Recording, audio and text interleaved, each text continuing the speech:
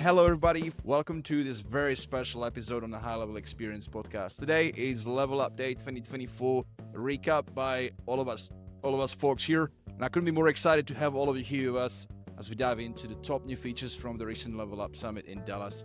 We have an incredible lineup of industry leaders and high-level experts joining us to share their insights on the latest tools and features. Each of these guests brings a wealth of knowledge and unique perspective, so let's give them a warm welcome.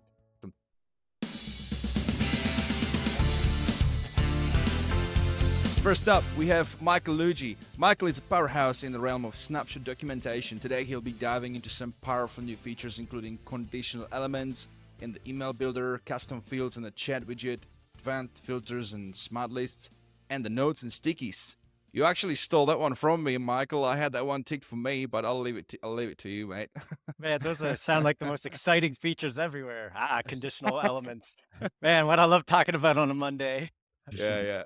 So you, mate, look, your insights into CRM and all the good stuff that you're doing are very inspirational, very awesome stuff that you do. So thank you for being on, mate. Next up, let's welcome Matt DeSanto. Matt is it doesn't need any introduction, but for those of you that are new to High Level, Matt is the co-founder of HL Pro Tools, dynamic force in the High Level community, known for developing solutions that empower agencies to streamline their operations. Today, Matt will be sharing his insight on key new features, including partial contact creation in surveys, custom menu links for SaaS, the all-new webinar funnels. I'm actually very excited about that one. And the quiz builder. With his deep expertise in agent tools, Matt's perspective is sure to add immense value to our discussion today. Joining us as well, we have Alistair, who I'm patiently waiting for him to book in for a one-on-one interview as well. Alistair is the co-founder of the A-Lister Show and an award-winning SaaSpreneur, recently recognized for reaching 100 SaaS accounts in a record time. If you guys haven't watched Alistair's socials, you definitely go back in time. He's had this really cool whiteboard. He's just been drawing up the thing and sort of filling up this little a bottle, this visual of hitting his 100 thermometer. And, mate, you've done it in a record time. It was a couple of months, wasn't it?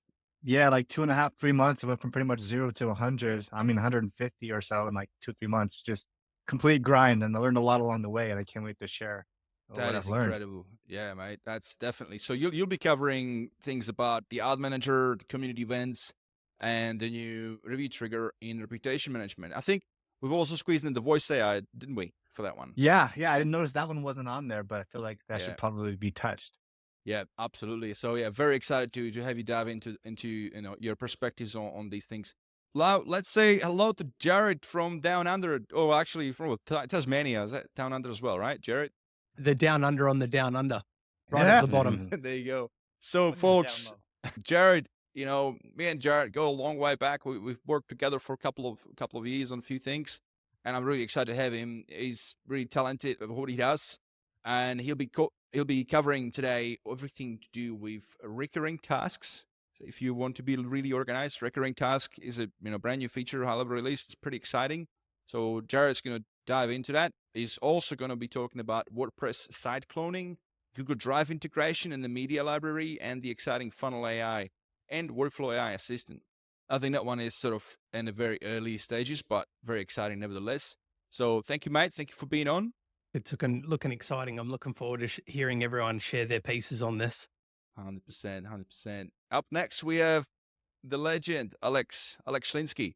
Alex is a renowned business scaling coach, speaker, and author. He is the founder of Prospecting on Demand and Digital Marketing Mastermind Group and Sky Social Media, an agency specializing in services for personal injury attorneys. I think that's an old bio. Sorry, Alex, you don't do that anymore, do you? I'll take it. No worries.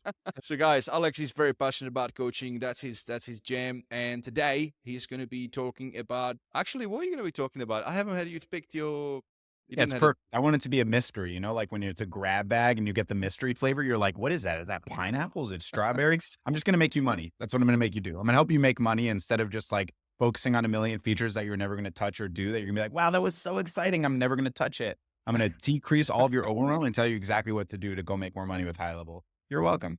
1 out of 100 of them is concrete soap or something, but you won't know which one. You won't know. You won't know which flavor you're getting.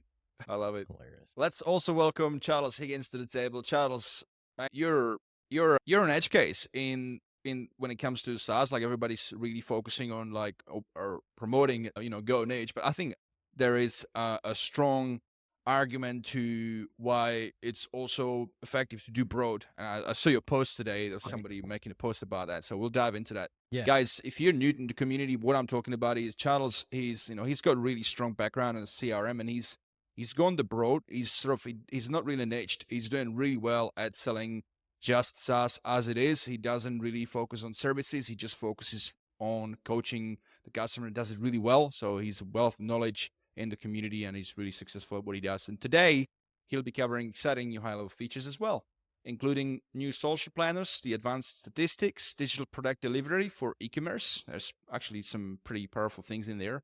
Block importer, mega menus in funnels, and the revamped client portal dashboards with the new contracts functionality. So very thrilled to have you, mate. Very thrilled to have you. Absolutely. Excited to be here, see everybody's take on all the new features and see familiar faces that I just saw a few weeks ago. So Hey. a week or so ago. So no, excited for it and look forward to hearing what everybody has to say. Absolutely. And finally, we have Sharon. Sharon, thank you so much for stepping in for Bound. I know Bound is on the cruise, on the Mastermind cruise, I think it's called. Yep. So Just having guys, fun. yeah, he's definitely having fun. So guys, Sharon, she is the Chief Marketing Officer at Extendly for High Level, where she brings her expertise in digital strategy and customer engagement to help agencies thrive at high level. Today, she'll be covering some of her top picks from the new features, including the community chat feature, Call Up by Lead Connector, and the client portal. By the way, the Call Up, that's incredible, like what High Level has pulled off with Tony Robbins, with the Mastermind group. That's actually, it didn't get enough shout out. I think it's going to be bigger than what we think, with his following. And I mean, it's him and the other fella. I forgot his name, but Dean. Yes. Dean Grazio. Yeah. So Sharon, it's an honor to have you here as well. And thank you for stepping in. And with that, thank you all for being here. It's really a privilege to have you, all of you here, with your experiences in the group.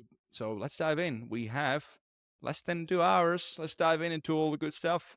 We're going to try and keep it sort of on the clock, I guess. But, I don't want it too structured, but I guess we could all easily go on a tangent with all our little features. So who would like to go first? I could jump on in there if anyone wants. I'll Go break ahead. the ice for everybody. Break it.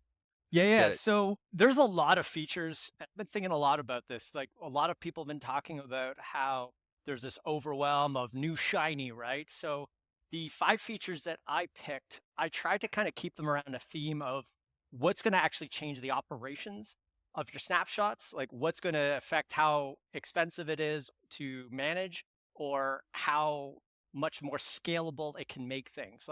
And when we're talking about scale, we're not just talking about delivering to clients. We're talking about training your team members, training your clients to actually use High Level, and also just how do you build workflows. So I'm going to run through pretty much mine really, really fast so I can get more to that, because I would actually love to hear your guys' feedback on that. And am I allowed to share in this thing? I really hope so.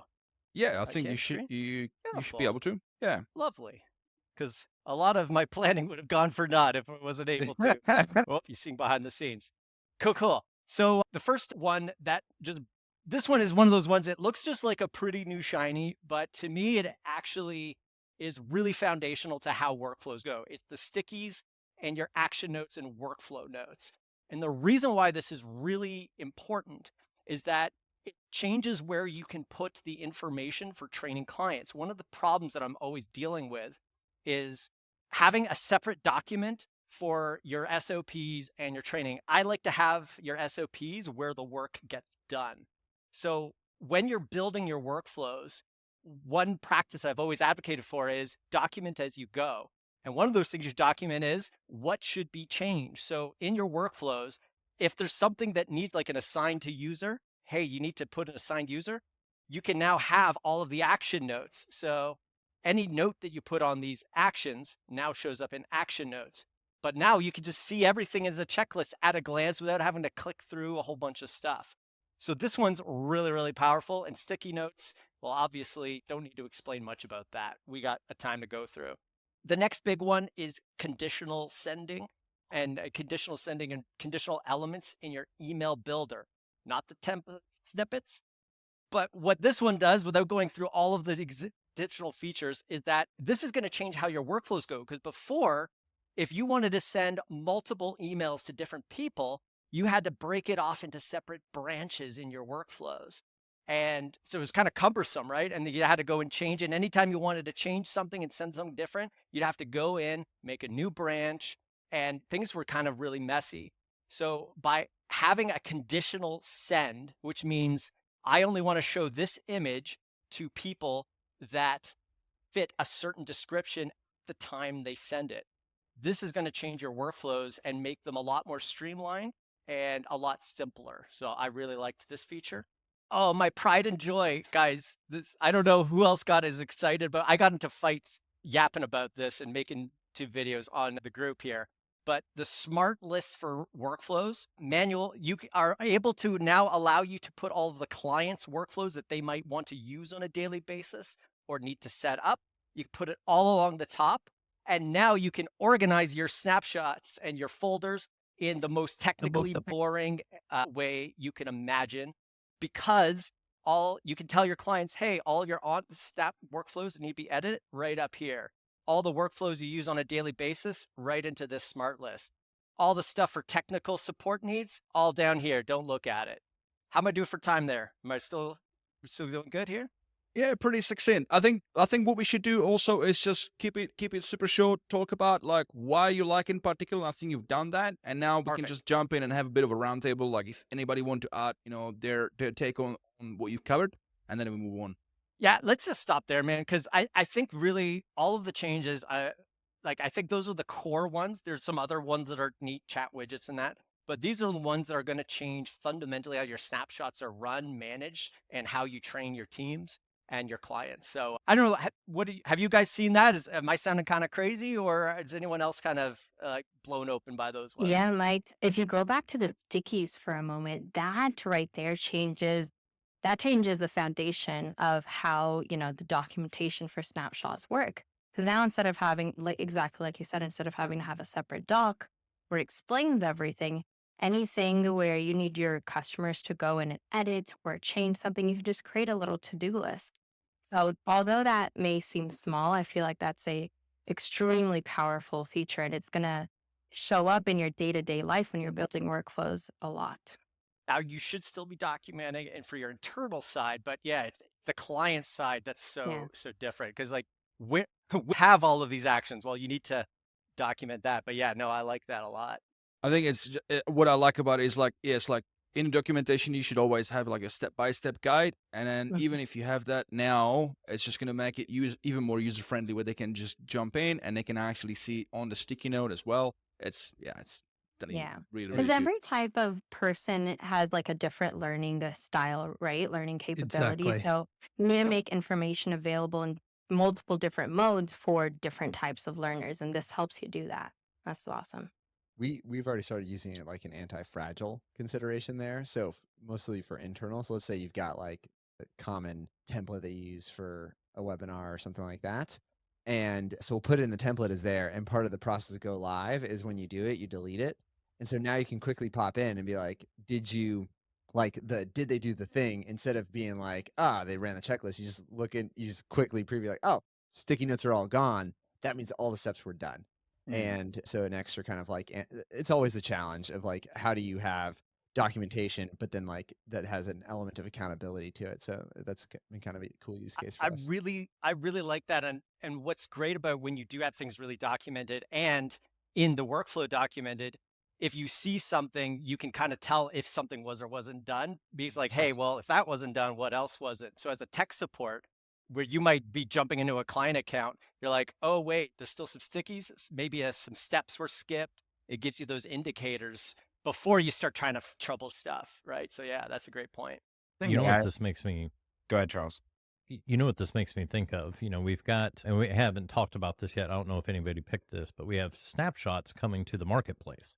And man, would it be nice to like have that requirement of that in snapshot documentation for all these accounts that are going to go grab these snapshots. What a perfect time for all these additional notations to come into workflows as we get into, in the marketplace being released. So Yeah, that's a perfect segue into one of the things that I picked. So let's talk about that. Snapshot selling support in the marketplace. I've dived into it. I haven't positioned myself yet on the marketplace. I have to go through the developer registration. But guys, for those who are listening as well, there is now an ability for you, if you're a Snapshot developer, to apply to register as developer and be able to list the Snapshot. But what's even more, sorry guys, That's it a looks like I dropped cliffhanger. out There for a he is. second.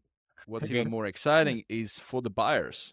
So I don't know how much you've Yeah. guys looked into it, but basically once the Snapshot is up in the marketplace, once you've purchased the license as an agency, you can now, not only that you can sell it through the marketplace, but you can actually directly link it to a SaaS plan in the SaaS configurator. So someone else's Snapshot from a marketplace that you purchased. Now, I don't know if it's also going to be with an ability where you could link it to a SaaS plan, and only when a new customer signs up, then you pay on their behalf for the I- license. But I can talk through this because they pulled us in pre-live because they wanted to like Ah. fill it in with stuff. there you go. Super intriguing because they're always trying to go as flexible as possible. But I'm unclear about how people want it to use, because you can go white label, which some like plugin developers have done, where it's like they've got an extra brand that they manage because it goes direct to the customer. So it's like they can support it sort of gray labeled is really what's happening there, where it's just like, I'm a CRM plugin. So this would be like CRM snapshots. But even the term snapshots, they're not advising, don't call it a snapshot, because the plumber's not going to be like, I want a snapshot. They want it as like a marketing suite or something like that in a box, in a format. box. And Yeah. so it's a little bit unclear right now for us, because you either have to maintain multiple brands, or if you don't say, because it's like this, is like, we want to say, hey, the snapshot's white labeled, but the support or whatever, the provider isn't white labeled. And so then it limits where it can go. It's also interesting because they're kind of bluffing right now, which they just said is there's no perfect way to prevent someone from like buying it once and selling it many. So it's kind of silly because there is the option there where you can license it out monthly, license it out like for a one-time purchase, and even going direct. I think the biggest use case there is going to be direct to agencies, like it's always been. Yeah, They pay for it 100%. once and then they can kind of like incorporate it. But at that point, it's no more magical than if you had your own snapshot. You're like, I included it into my SaaS Mode subscription and I just put the snapshot in there. I just bought it from somebody else. But There's one point though, I'd say, sorry for interrupting Yeah, on go that, for it, but Mike. No, there it's is good. one huge value. I've run the Snapshot buy and sell group, like the really big one there. Yeah. And accountability is impossible right now. And I try and tell people as much. It's like, you don't know. It's like, we ban people like every single day. But Yeah. at the end of the day, having that accountability, it's going through high level where there's repercussions when you do bad business practice, or if you sell a snapshot that sucks or isn't documented. Oh, that's my thing. But I love it. I'll be curious to see the accountability come. I don't know if you guys remember the early days, they had a funnel marketplace. And so Yeah. it was hilarious because I still have this Loom video. You guys want to see it? But I was like, we were the number 1 and also the number 3, but the number 3 was not us. It was somebody else. And we just put like a little bit of code there. So there was like a little hidden bit of HTML that just said like basically made by HL Pro Tools. And so I just show them like, your number 3 in the funnel workplace or in the funnel like marketplace is actually somebody else reselling Yelling one your of our stuff. funnels. And the consequence there was high level kind of shut down the program because they're like, man, accountability is hard. But no doubt they're trying to lay the groundwork where there can be some sort of accountability there, which is intriguing. But I've just come to think about it right now. Is like, you just got to imagine. Mostly, I would try and monetize from a sell once, and then just imagine it gets sold 1,000 times after That's that. right. But like, don't spend too much energy worrying about people stealing your stuff. It's gonna happen. I mean, I I wanna- spoke ahead. to Rup from Level Up Marketplace, and he said to me something interesting. I agree with you, Matt, but I also think it's kind of appealing, the ability to like sell per sub account and also sell it on a subscription basis. I mean, if somehow that can be done that in a way that it works, it could be very, very a profitable method. But the other caveat to that is what Rupert said. He says that with the custom apps, that if you, as a developer of the snapshot, if you include the custom apps in the automations of the snapshots, because they are charged, there's a rebilling for those, that apparently Hal was working on a split commission for the developer of the app, for the developer of the snapshot that is within, and obviously for high level. So that could be a big game on there as well. Love it. That's all, who knows, right? So I with just Yeah. want to dive going in really direct. quick. Just Yeah, dive go in ahead, really Alex. quick for the non-tech people. I'm pretty sure I'm the only non-tech person. And so I feel very out of place. And Charles particularly knows this, Matt and Sharon knows this as well. Like anytime someone's like, wow, you know, I've seen you speak at high levels events and like, tell me what your favorite features are. It's like, I don't know. I don't know anything about features. I don't know how they work. My guy on the tech side in POD, he might as well be Harry Potter. I'm just like, hey, make this automation thing work. And if high level does it, great. And so he's like, oh, contracts came out, whatever this was like last year. They came out and we don't need a PandaDoc anymore. I'm like, awesome. I don't know what PandaDoc is and I don't know what you're talking about, but do what you got to do, right? So I think coming from this point of view is really important really quick before we continue on a million features. Everyone wants to use high level to make more money, but a lot of people don't really know or understand like how to either sell high level or what features to use. So I just want to remind you, first of all, that you don't need any of the new features that high level shared, that Sean shared on stage to make $1 million business. Like there's plenty of people that have built super successful companies, literally selling just the website chat widget or the review campaigns or missed call text back, like literally just those things. The interest or reason why they make more features is obviously to improve the value of it. And because nerds like the rest of you, and that's okay. It's not a demeaning term. Okay.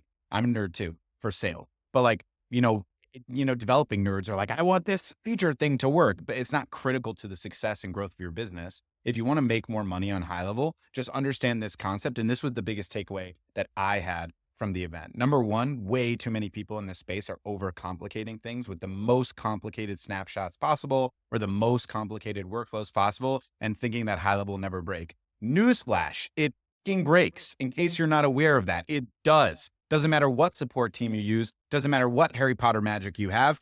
Voldemort's there, and Voldemort is the breaking of these random workflows that you don't know how to fix. So the more complex you think it is and the sexier you think it is, number one, your end user client does not care. And number two, it's just going to make it harder. So simplify it is the number one thing that I got repeated on and realized is the main thing. And then number two, most importantly, in my opinion, is how you position and sell all these amazing new features. To me, high level's main value fits the Venn diagram of maximizing current opportunities. I like to say this because I think it's a really important framework for everyone to think about. If y'all have been in the industry for like a decade or two, you've kind of seen essentially like three eras come out over the last, 2 decades, basically. The original digital marketing era and boom, which was no biz op opportunity. The only opportunity was basically traditional media companies coming in and starting an advertising agency online because now they can sell websites and SEO, right? There was no biz op. You literally had to go to school or be in a traditional media model to start a marketing agency. Then ClickFunnels, I know, bad word, I know, came out and they're like, here's a biz op. You can sell online funnels and you could charge a lot of money and make a lot of money. And that was a massive boon in the industry from like 2011 to now still. Obviously, High Level's taken over in quite a bit. High Level's original offering was strictly a tech stack. That was strictly what they were doing. We're going to make your $1,000 tech stack be $100 or $200. And they did that amazingly well. And then people started reselling it. And they're like, we need to do SaaS. And that's the new biz op. But here's the key piece that's really, really important. That's going to make you a lot of money. And you're welcome. Here it is. Are you ready? How does the average consumer, meaning the plumber or the doctor or the attorney or the HVAC guy or the epoxy flooring company, the regular ass person that's getting a message from myself and someone else where a year ago the offer was $2,000 a month and now it's $300 a month, but they're offering the same exact thing. How does that happen? How does that happen? How do you explain the discrepancy? This is the discrepancy that you can sell low ticket and high ticket, whether you're doing SaaS or agency or both. This is how you clarify it. Selling SaaS means you are maximizing current opportunities. Maximizing current opportunities. They have a leaky bucket. They're not getting all their reviews answered. They're missing calls and not reaching out to them, so they're going to their competitors. They're missing leads that are going to their website. I just named 3 features, not 500 new ones. 3 features that work, and you can make money from them consistently over and over. You could sell it at $300, $400, $500, or even $1,000 a month to many businesses. Maximizing current opportunities is what High Level is about. The discrepancy and difference is the people offering the high ticket services are doing what? Creating new opportunities. And that's why people invest into ads and marketing. So if you can put the Venn diagram together where your high level service, meaning your SaaS model, is maximizing current opportunities and filling the holes of their leaky bucket, maximizing current opportunities, and offer a front-end lead generation solution, right? Now you have provided both solutions and they can understand the obvious discrepancy. That was the main thing that I came away from the high level event with. just the obvious reality that people do not know what the discrepancy is between a SaaS business and an agency business. Clearly, maximizing current opportunities and creating new opportunities when it comes down to lead gen. That was the biggest thing, the features, because that just, my eyes just get glossed over. I'm like, there's already so many that I don't know. Why would I try to like understand more of them? Like, look at this AI thing. I'm like, amazing shiny object that I will never understand. Amazing. That's how my brain works. So thought that would be valuable to share. I wanted to share real quick before we dove into another 300 features on this session. And I'll say real quick from the technical side of that. So like, I totally see and agree with Alex's viewpoint. And, you know, we do as nerds, we tend to get a little, you know, overexcited sometimes with new features. But even on the technical side, one of the things I was very happy about, and I heard more this year than any other year, and the conversation has continued. I know this was a huge topic of discussion was, hey, we don't want more features. We just want you to take the skateboard into a bicycle or take the bicycle into a car. And so there was a ton of conversations. Of course, we had all the PMs there, we had developers there. So it was a great opportunity. But, you know, going back to like the snapshots and other tools that are coming into the marketplace, one of the big topics of discussion was third-party support. Because like to Matt's point earlier, to Alex's point of, you know, I don't know what the heck this tech thing, but I need help, is how do we, you know, how does High Level not only keep progressing, offering more, you know, polish to what their current feature set is, but how are they going to make it to where if Michael sells a snapshot, well, he can't possibly support hundreds and thousands of sub accounts that have his snapshot through the marketplace. So how is the marketplace going to, you know, help teams like Matt DeSano's and Sharon's at Extendly? How are they going to be able to get in and actually provide support? And that was a huge topic of discussion. I know there was one takeaway from it where they were going to, you know, put a place in the marketplace apps where they could embed their ticketing dashboard.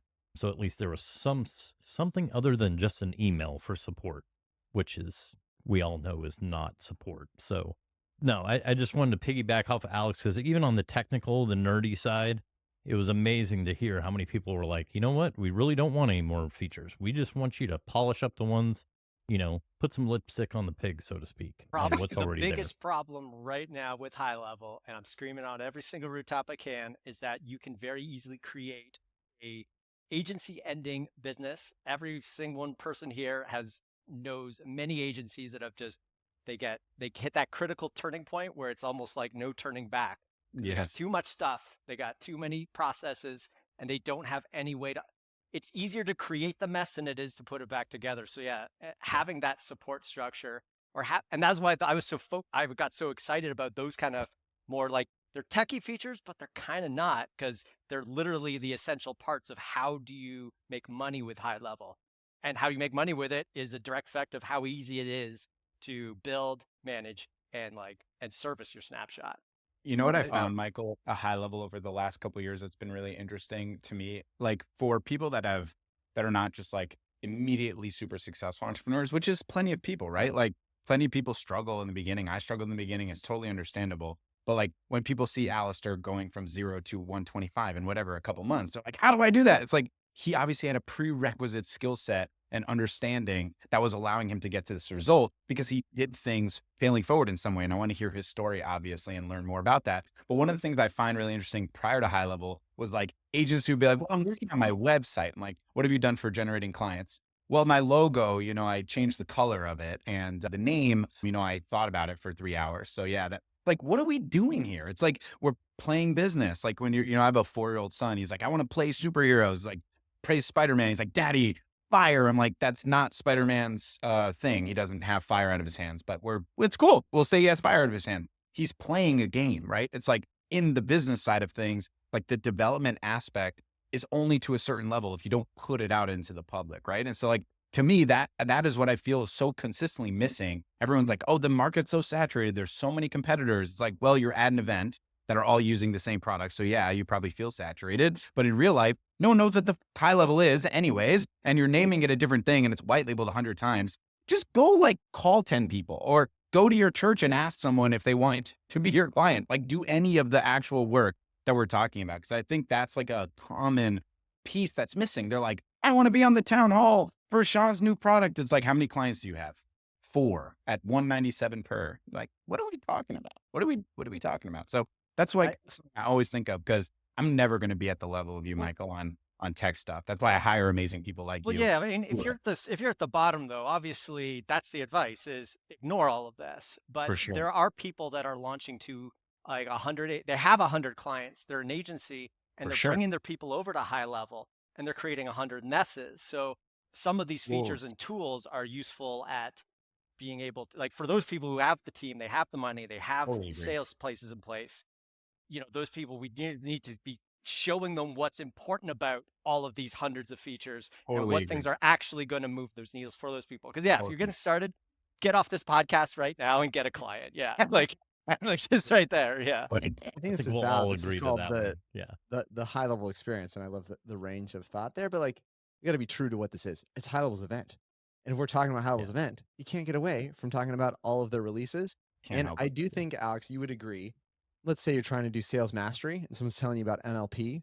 Can you imagine if someone was like, "I don't even get sales. I'm not going to listen to this NLP stuff." You'd be like, "No, there's a valid space for mastery, and there are folks that actually take the time Yes. to master the platform because it gives them confidence. Sales is a transfer of belief. If I understand it completely, I have a deep conviction." So I'll give you a practical takeaway. This is Friday. They did the affiliate day. Why am I blanking on his name? Oh man, bad job giving credit. One guy shared about he went and helped a cookie shop. And I was like, oh, how beautiful. He just went, found this cookie shop, and it was like, their cookies are way better than Crumble. Let me do this little short form reel thing about how I'll, help them get more reviews than Crumble.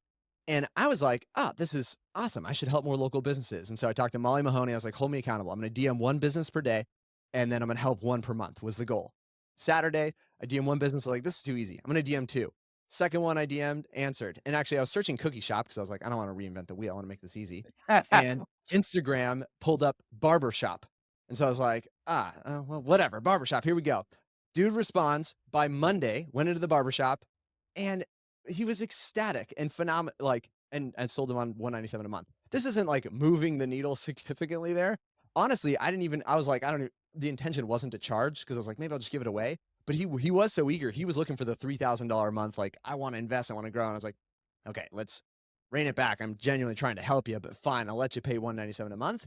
And if we can segue back into the features, because I forget actually who had it. Maybe it was Alistair had it as the topic. But I do think the intersection of a release from this and sales that is worth talking about is AI employee. And this, I would have said specifically a year ago, I would have said like, I don't believe in voice. I don't answer my phone ever.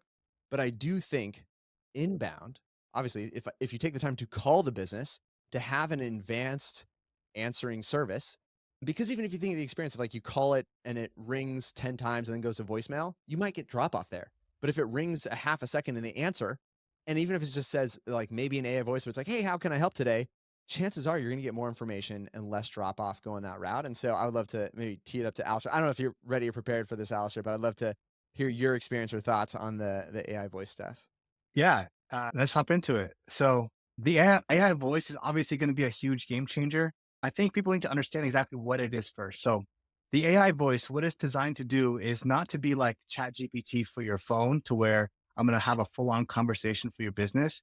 The way I see it and the lowest hanging fruit I see is to use this as an automated answering service, right? So, for example, home service businesses, a lot of the small guys, especially in my background, like I have a pressure washing business, and that's kind of what I grew, and I use that as proof when I talk to future clients about how I implemented some of these things and got these wins. And one of the biggest things is that a lot of these guys don't have an admin staff yet. They're literally out there. All their phone calls are going to their cell phone, and these guys are out there with gloves, goggles, on a ladder, pressure washing with brooms, cleaning up. And a customer calls them and they literally want to give them money. They're saying like, I'm ready to give you money, but you got your hands full and your phone's in your pocket. And now you just missed out on $1,000 because you're doing what you're supposed to be doing, which is working. Right. And so the first thing is you need to answer 100% of your phone calls. And that's where the missed call text back is like level 1, where if you don't miss a phone call, you have that fail safe. Level 2 now, before would be voicemail. Now it's like this answering service that you don't have to really pay for. I'm currently paying for an answering service, and I'm hoping to eliminate that. I pay about $400 a month for an answering service that if I don't answer my phone call, well, my assistant doesn't answer the phone call within 3 rings, it goes to my answering service. They take the message and then they say the service manager is going to call them back. So I'm going to switch that. Now, if I don't answer, and actually, I'm not sure about this, if this is a feature that they have. I didn't see it in there, and I'm hoping that it's either going to be there or it is already there, where you can set it to where if I don't answer after a certain amount of rings, then go to the. Does anybody know if that exists yet? I couldn't find it. Anybody Like a know that? delay on the AI voice. Yeah. So Don't think so. let me answer the phone after 3 rings. If I don't answer the phone for 3 rings, Yeah. go to the AI voice. No, I you can think that it just transfer from- still be governed by the regular, like a timeout on the phone setup. I think that's Yeah. still No, be the controlling it's either an mechanism. on or off. So you're Yeah, either having the AI answer or you're not at this That's what point. I saw. I know that was something that was talked about at the Level Up event, having some kind of ring delay in there, much like conversation AI is. You know, give me 30 seconds to respond. If I don't, then go ahead Yeah. or whatever. So I know And- it's coming, but it's not there currently. And that's a huge, huge feature for me. So I'm really hoping that's going to come in like ASAP, because I probably wouldn't be able to transition until I have that piece in place. Because number one priority is I want my assistant to answer. And if he doesn't answer, then, he's on the phone or he's in the bathroom or whatever it is, then I don't want to lose that phone call. But we're going to have the best chances of making that phone call into money if a real person answers it. And I see it as a fail safe. And so many businesses are like this, especially at a certain level. Like if you're doing under, call it 500K per month in your home service business, you probably don't have enough leeway in there to hire an admin assistant. And if you're not answering every single phone call, you're missing out on money 100%. This is something that we've all used in our sales pitches and missed call text back, right? If you can capture some of those missed calls, you can begin to make more money. Well, this is just the next stage in that. And I was thinking about all the different ways we can use this, and a couple really clear ones came out to mind. And one is like massage therapy, right? Or haircuts. Like, have you ever been getting a massage and it's a small place where there's like a mom and pop shop, there's like 2 or 3 therapists in there, and then the phone rings, they got to stop giving you the massage, go out, answer the phone call, come back in, right? How terrible of an experience is that? Same with haircuts. Like getting your hair cut, like one person in the shop, 2 people in the shop, they're cutting hair, they got to stop cutting hair, go answer the phone call, answer the same silly questions. What time are you open? Where are you located? This and that, right? And so right now, it's very rudimentary, the AI voice. So it's going to collect name, email, phone number, and potentially address. And you can select which of these things you want to actually collect. And as soon as you hang up that phone call, the business owner gets an email saying, hey, we got you a phone call, which is a signal to all your clients. That's saying, hey, we're doing this work for you that you wouldn't have gotten. Like, this is a client this is money that you would have lost if you weren't a client of mine. So that's like a signal to them. And at the very basic, that's just going to help everybody make more money. So I'm super excited to see how, and this is a completely different pitch that you can now go on. Like, Alex was talking about this one feature that you can go sell. People made tons of money off of a chat widget.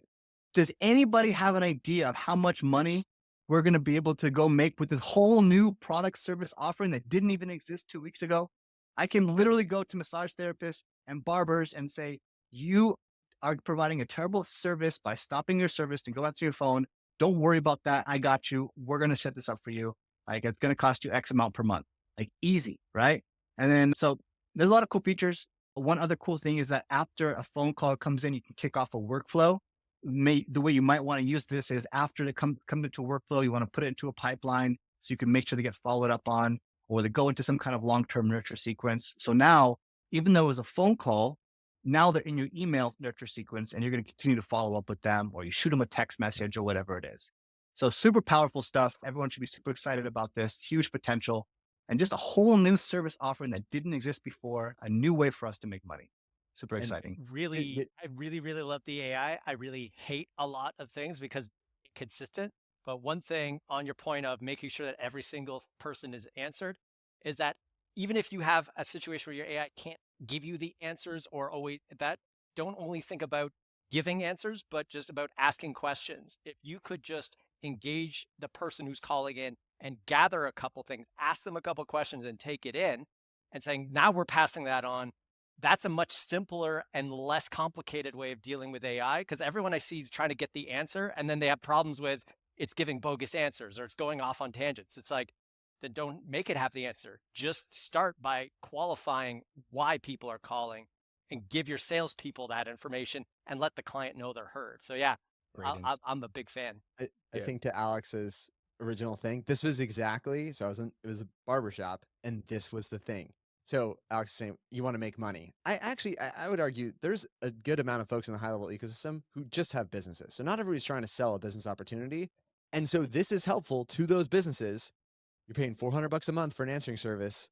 This is $97 a month for unlimited AI answering, plus even more so on top of that. And so like, you can make money in the cost reduction, and that's 100% profit. Like that's not, you don't have to do like gross margins on your sales or stuff like that. And so that was actually the compelling thing that sold him over. This is 3 days removed from the summit, was he had an answering service. And I was like, and at that point I knew there was, going to be costs involved. High Level had the 97, which is also intriguing. We should talk about, I don't know if everybody knows or if this is public, but no, people have found it public. because it's on the pricing page. It's going to be free for 6 weeks. So for 6 weeks, finishing out the end of the year, High Level's subsidizing the AI voice. And I mean, just think about, true cost, there's maybe $149 of like free voice that's happening. It is limited to $500 per agency of true usage, but I backed it out. You could probably push it to about what I see what our barbershop's doing in 1 week. I'd say you could fit 100 to 200 clients on it and literally pay nothing in terms of AI cost there. So it's probably one of the bigger features I think people should be selling to. The rest It's of quite the an year. opportunity, yeah. And there's also the unlimited for the 97. That's Yeah. that's the That's what I'm saying. For They're the AI subsidizing employee. Yeah. right. I the want to share this too real quick because this is exciting. So, so right now we have inbound, right? This is where the agent picks up an incoming call. And then at the summit, somebody asked about outbound, and Sean Clark, the co-founder of High Level, was a little bit weary about doing outbound AI because do we really want to live in a world as popular as High Level is, where we're all getting robocalls now, right? Is that really where we want to live in a world? And then somebody gave Sean a good use case, and then sure enough, look at this right here. It's grayed out right now, but it says coming soon, outbound AI calling. So this is going to be interesting to see what this is going to be like. The most, the most obvious one I see is that lead follow-up, right? Like you're getting a lead, and that's a huge, huge thing. If anyone does lead generation campaigns, marketing, we know that getting a hold of our leads is probably one of the biggest barriers to return on investment that we can have. I personally offer a lead follow-up service where we will follow up with all your leads. They're either going to buy or die. That's how we call it, buy or die on our list. And so if we can kind of reduce some of those calls using the the AI, that's going to be interesting. But again, it's going to be very delicate and be careful how we use this. We don't want to Thinking start about- spamming everybody. About like Yeah. more like not outbound to like leads, outbound to your clients. Like if you're any coach should be looking at that going, my accountability calls, check-ins, I can Yeah, ask them all the that's a good questions point. that I need every single week and make it happen, and then spend my one-on-one time on the people who either are buffing off my AI call or are having like issues, or maybe they're just not answering it right. Like, dude, like start with the easy ones instead of going, because they have regulations also, right? But yeah, your clients want to hear from you too.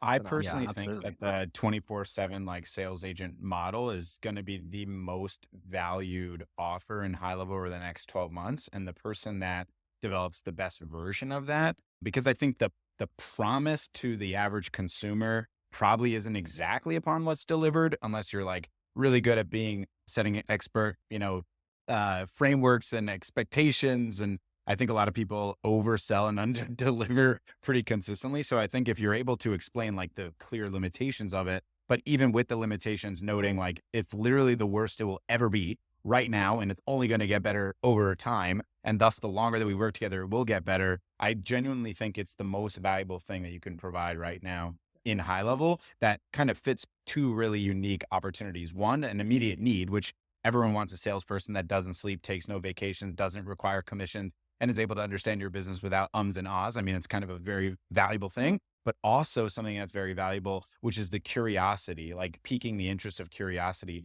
There's very few things that are new in this space altogether in a general sense. Like Clubhouse was kind of a big thing for like, like 2 months and then it died, right? It was gone instantaneously because it was copied. TikTok or X ads, like as an example, same thing, like really exciting, really popular, and then died right away because it's hard to run ads on both those platforms.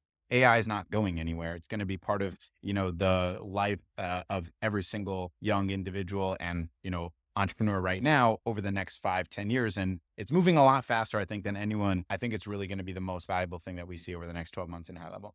The thing Hey, that Vic, I if love, you'd like, what I can, I was going to say, we're almost an hour in. I was thinking I can knock out the rest of my features real quick. If you'd like us to do that, or if you'd like to keep going on this topic, that's fine too. I think let's give Sharon. You've got some interesting stuff in communities and stuff. I want to hear your take on it. yeah, communities as well. But one quick thing to wrap up the AI conversation is the thing that I love about high level is that it gives accessibility, right? So these AI answering systems existed before, but only big companies like AT&T, T-Mobile could afford them, right? Now it's like your local hair salon, nail salon, your barber shop. Everyone has access to this now. And I think we'll position it like that, even to the small business owner that you're talking to. That is what's going to be incredible, that we're giving you this technology that before only the big people could afford, right? And you can also position it in a way that it's cost savings. So you can replace your receptionist now, or you can have a receptionist assistant, because it may not be, to Michael's point, as good to, do everything that you want it to like a human would, but it can gather all of that information and pass it off to the correct person so that you're saving that much time. And when you understand it like that, and when in all of your conversations, when you position it like that, it just makes sense. To any business owner, it just makes plain and simple sense that this is something that I need in my business. That, Sorry, yeah, go ahead, go Michael. on there. No. I think what you just said was really important. And I worked for automation, like an industrial automation company, and they had a very important perspective that I think marketers should be taking in. It's not about always cutting the costs, because if you go to a small business and saying, we're going to replace your receptionist, that person now hates you because they love their receptionist. They love their local people. They love their team, and they don't like that way of talking about things. One way you can position it is more of saying, we want to be able to make what's better for the end user, the customers. This is going to help them, and it's going to help your existing staff do all the stuff that they're best at, and they're going to do more of that. Yeah. They're going to spend more one-on-one time with their customers.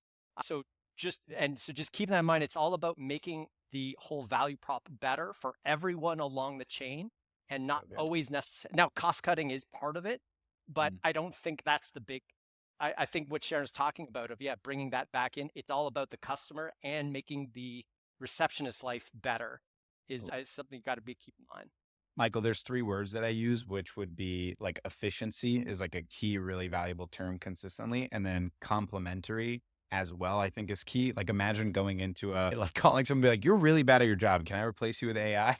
And people will be like, I would never say that. But I mean, metaphorically and theoretically, that's like what you're doing by reaching out to the team lead and be like, that lady Cheryl who's running your phone, she's really bad, right? And she takes off at 5 o'clock for her kids. How rude. You could have someone that's on staff all the time. It will never work, right? Complementary, supplemental, and efficiency. Those are kind of the 3 things that I'm constantly reminding of to say in our sales conversations. And one thing so this is we see this all the time in the high level group around A2P and SMS. I just want to show of hands because I know it's already come up. I know it's going to come up as this outbound AI voice comes up. How many people on this call, by a show of hands, think it's a good idea when this AI voice comes out to just go by list and start cold calling people with voice AI? No way. Never. So I want everybody I definitely that's I watching this definitely to want to have a take go at it, note but of that. Well, It's it's like, like me for for I'm like, going to try it once, Yeah, but I just wanted to make that point because, we see this conversation come up all the time in the high level group and other communities, trying to cold blast, lists like crazy. And I know it's been a huge topic of discussion around voice AI. And so I just wanted everybody to see that watches this video, that nobody on this panel raise their hand to that idea of, oh yeah, that's the first thing you should start doing and you should do it every day. That's Mm. not what this is intended for. Just wanted to make that point because I Clients know it probably comes up really a lot. want. They don't want salespeople calling them, but they want somebody they can talk to without, and they can spend as much time with them as they want, and ask a bunch of questions that they might not want to tell to a human for right away, right? And get committed into. So if Absolutely. you position it as saying, hey guys, we have someone you can just talk to about anything you want, and inbound, outbound, like, hey, tech, put your phone in and we'll call, and our AI will call you. You can talk to them as for an hour if you want. Like, go for So it. I think the AI right now as it is only to take a few questions. Like if you look at the AI agent like setup, you can really only set it up to where it's going to answer a few different Oh, questions as it is right now. Well, So I can share my screen and so you can see what it looks like. Because I know a lot of so people what haven't we've really been able to dove in do here yet. on the advanced side is, so we switched over to the advanced mode, and what we were able to do was leverage. In the simple mode, it is very basic, but on the advanced side, what we turned it, it's less about sales and more about customer support. Because what happens when you're having a problem with the company, you look up the company, you Google them, and that click to call button is so easy to hit. And so what we've geared ours around is being able to send out those text messages for quick information. Hey, if you're having support problems, we're going to send you a link straight to your phone where you can click it. You can go straight into live chat, no logging in, no nothing. You can go straight into your billing portal. You can go. So we're using trigger links. We combine the power of trigger links because we already know who's calling in.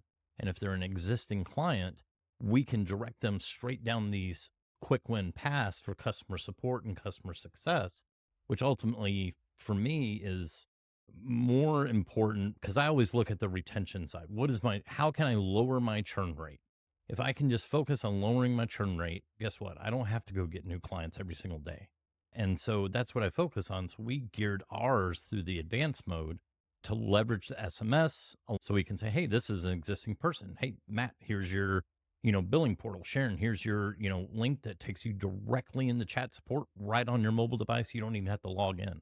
flagged as a So problem client or that they have a lot of problems in, you can send it to the AI yeah, pre thing to let the steam out, listen to how call badly. transfer. Yeah, there's a call transfer mode. So if they've called in, we have our bot checking to see if they've called in, if this is the second time they're calling in about something.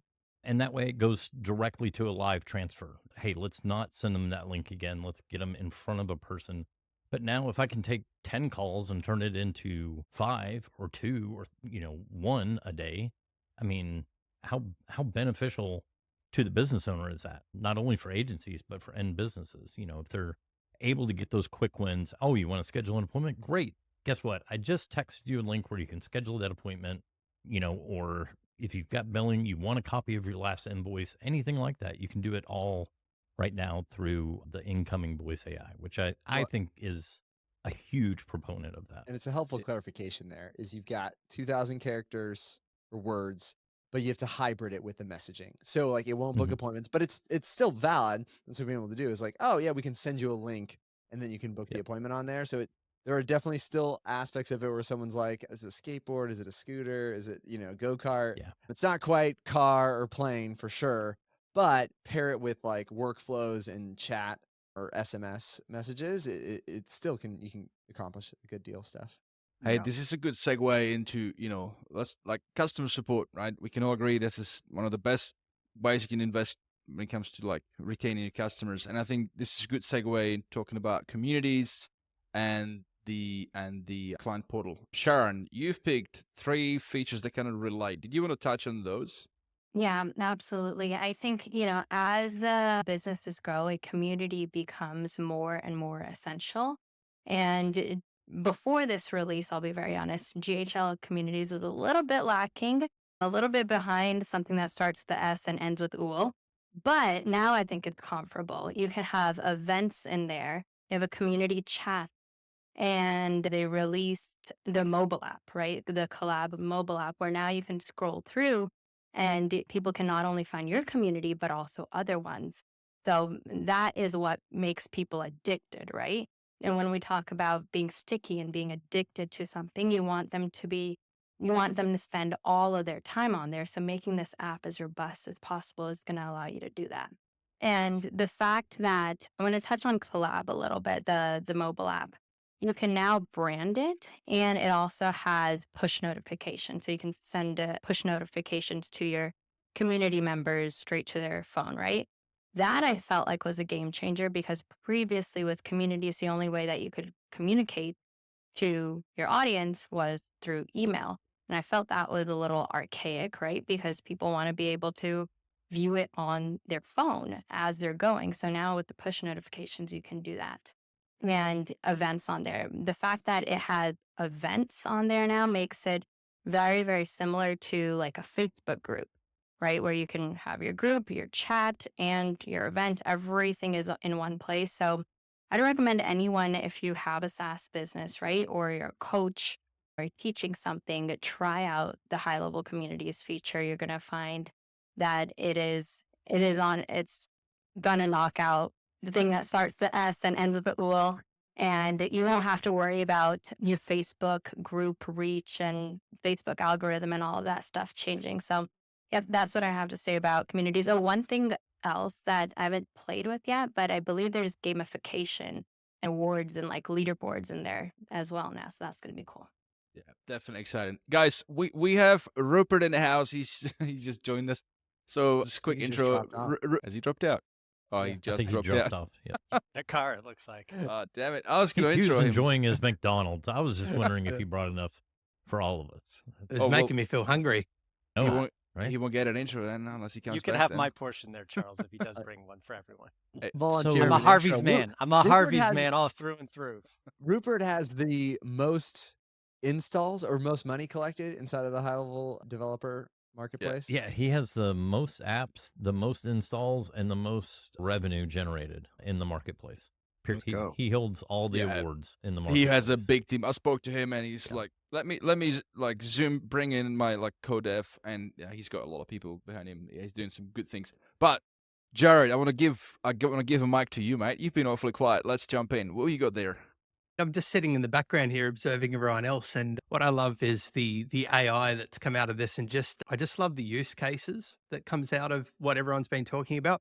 One of the ones that I had was the AI funnel, which, I think is going to be taking things to the next level. Because, we talk about having to do things from scratch. We talk about snapshots, how we've got to build things up to then replicate it and put it somewhere else. And I think that the opportunity that we have now is a couple of different use cases, especially with the AI funnel. Is one, it's going to do a lot of the heavy lifting for us now when we're actually getting ready to build something that's unique for a client. But it's also now giving our clients more of the capabilities to be able to do it themselves. Yes, it was the templates that were in Go High Level before, but now what we're able to do is now look at taking this to the next part of that, the next level. The other benefit there is that, we've also got other features like the Google Drive integration, right? This one I love. Absolutely love, because there was nothing more infuriating than me just having to try and find files in the media storage and then go, wait, it's not there. It's over in the Google Drive. Let's find it in the Google Drive to then put it in there. And so now we've got this opportunity where we can link it all together so that it makes it a lot easier to locate those files. And so we've already started looking into the different use cases of using that for ourselves, but also then how we can use this with our clients. And then one of the ones that I started playing with the other day was where you can now purchase domains through Go High Level. Now, what was funny about that was I basically just went in straight away, looked at the change log and went, how do I use this? And so I went in there and then realized I could switch it on. I'm like, awesome, I've switched this on. Let's check it out. Because being an Aussie based in Australia, the first thing that I like to look at with this as well is what are the conversion rates or the costs of this? Because, it does change for Aussies to the prices in the States. And so really cool. You can set that up. You can choose your domains and run those in there. One thing that I will note is I have spoken to support about this. Once you turn it on, you actually can't turn it off. So Oh, it's fun. it's one of those things where, okay, well, I'm not quite ready to use it yet. I just wanted to explore it. And so they're like, I wanted to roll it out for the event. We know it's a toggle, but we actually can't turn it off yet. It's like, right, okay, let's put this on the board, let's try and upvote this so that I can try and turn it back off. Because now I've got to manually switch it off for all of my accounts. So I found that interesting as well. But, that's probably just something that's a segue for everyone to talk on, because I've probably touched on like just 4 things in that spiel alone. That's a great way Yeah, you to, did. that's a Yeah. great business model, is one that they can't turn off. Sign me up. I wish I could sell my SaaS that way. It's like $97 a month, but you can't ever turn it off. You can never cancel. You can never. never cancel. Well, This is I ultimate was sticky. super excited. I had started talking with the PM, I guess about 4 or 5 months ago, about the domain reselling. And I was super excited about it because not only is it a revenue stream, and I was really pushing for them to do it through Cloudflare for obvious reasons and not go with some other provider. But, they ended up going through Cloudflare, which is awesome. And it makes it a lot easier for us because Cloudflare, they've never been about doing all these crazy promos and stuff on domains that hyper confuse pricing. But, they're fast, secure, reliable, they're a leader. But for me, I was like, man, just think about how easy or easier onboarding will be. Oh my gosh, especially for entrepreneurs, small business startups that are just starting, they don't have a domain. And it's like, oh, well, we can buy you one. Let's go set up a Cloudflare account. Let's buy you a domain. Let's do all this. So now you've taken what would take, 20 minutes and turned it into one. And everything is being able to be managed there. I know there's still some things, that need to come, like being able to transfer a domain out of there. That's kind of important. Turn it you know. off. Nope. You can't turn it off and you can't transfer your domain out. It That's is not how we stuck. play. But no, just from the customer support side, the onboarding side, I think it's a huge feature, huge benefit to be able to just have that there and it directly integrate with all the Domain Connect features that were already, and they rolled out Domain Connect for WordPress. So yeah, I've been waiting for that feature to drop for a little over 4 months. So I was happy to see that. It's pretty awesome. I mean, there's nothing worse than dealing with client, and it happens quite frequently with small businesses. They don't even know where the domain is hosted. They don't even know where the DNS Oh. is, and it's like a big friction Such a because you mess. can't move on from there. It's like you can't do anything. It's like such a pain. Well, it's We just also offer to huge buy a new one. stickiness. It's a huge stickiness factor too, because Mhm. imagine, like, think about how long you're going to carry your domain for. I have domains for 10 years. And so now my domain is through Alistair, it's through A-List Media, right? And then, so my domain is through A-List Media. My hosting is through A-List Media. My website builder is through A-List Media. Like, why would I ever leave? At the very least, if somebody's on some $297 plan, they got the everything, they got this, they got that, and they want to cancel, well, now I just drop them down to the $97 per month plan, and you get to keep your website, the hosting, and your domain. And you're stuck. My agency closed back in 2019 or something around there, and it took about 3 more years until I was even able to get rid of all of those Yeah. domains. Like, it is that sticky that even when I was trying to get people off, it's like they're still there. So yeah, it's sticky, all right. I think One this is thing- interesting too, because when I think Alex was saying earlier, the sentiment of it's saturated, whatever, we had, I think they've been public about it, but we'll talk in collab. So we helped mastermind.com launch. They focus on folks that are starting the business for the first time. So you thought it was saturated. I'd be like, we onboarded 60,000 people. And it was great because for those folks, they don't have a domain because they've never started a business before. And so when people are like, are there more people to serve? You're like, how many new entrepreneurs are created every single year? To them, these things are incredibly valuable because they don't have a website. And so it's less about like trying to get people to migrate or those advanced scenarios. There's a huge, big opportunity of folks that are literally starting from scratch or just breaking out. Either they're becoming adults this year, they're graduating from college, they want to break away from their 9 to 5. And so that's a whole nother sector of the marketplace where it's just growing. And to be able to serve them in a very sticky way, I think this domains is, because I've been a big fan of Cloudflare and I love Cloudflare, but I'm like, gosh, if you don't already have a domain, this is where I would register and just stick it into here. Yeah. I want to add to it. I think not enough small business owners realize that domains are actually really important. Like, they should be looking at it as an asset. It's a part of the brand. Like, if you lose a domain, it's like if you wanted to sell your business and it was really successful, and if you screwed up and you forgot to like pay for a new, like, an annual, that's like actually going to impact the sellability of that whole business. It's so important. It's Yeah, it's like in Australia, right? What we typically do is we get the .com, the .au, and the .com.au as well. That's something actually that I should note is that because it is Cloudflare, it doesn't have the .au. It's something that's always been a gripe that people have been asking for. But that's just another thing as well. Is by purchasing all of those, you're basically taking care of the primary domains that you should be hosting and owning anyway. yeah, and I think to go back to the other feature that you had mentioned, the Google Drive integration. I think that's another super powerful, especially on the agency side, or if you're offering services like we do VA services. I mean, we're already starting to look at that. It's like, okay, it's been historically kind of a pain in the rear. Anytime we want to deliver an asset, we have to go into their sub account, into the media library, create a full, like there's this whole process. But now can we just, yeah, this is Sammy O'Malley. So my little office cat here. Hey, But how much cleaner is it going to make that to where we can just sync up a Google Drive? And so when we're developing content or images or graphics or whatever it may be, we can just seamlessly sync those files, drop them in there, and know that the client can access them now right from their media library, either in the media library or through that Google Drive integration. So I think you're going to see a lot of processes change around that, especially on the delivery side. I think what you're saying as well, Charles, when you're talking about your virtual assistants that you offer, we do something similar. And one of the other tools that I like that's been released is a reoccurring task, because it was one of those annoying things where you're setting a task and most of the time it's like, gosh, I've got to set this up again in a couple of weeks' time or in a month's time to make sure that we're continually doing this inside Go High Level. And now what I love about this is we've got one client in particular that has a couple of blogs done every week. And so we can set up tasks now so that virtual assistant is dropping in to actually then make sure that they're doing those blogs rather than having to remind themselves. It's just automating that process so that they can have that reoccurring task that's happening as well. So I think that that's a really major benefit for a lot of people that are using High Level.